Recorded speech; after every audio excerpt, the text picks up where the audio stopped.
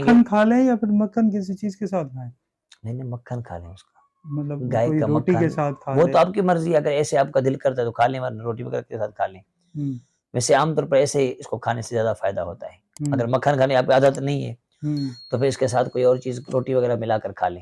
हम्म तो वो जो मक्खन है उसमें आधे तोले या 1 तोले जितने जितना आप बर्दाश्त कर सकते हैं, हम्म उतना सा पाउडर डाल के उसको आप मक्खन के साथ इस्तेमाल करें। हम्म और दूसरी बात ये है कि इसको कूट कर इसके अंदर कुछ और चीज़ें मिलाकर गोलियाँ बनाई जाती हैं, बूहड़ के दूध वाली गोलियाँ भी कहा जाता है, उसमें इसका दूध भी होता है।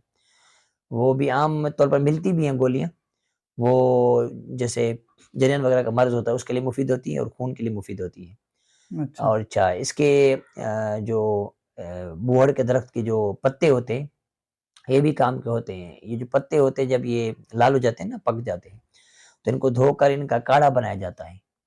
तो वो पीने से जो है ना बहुत सारे फ़वाइद होते हैं।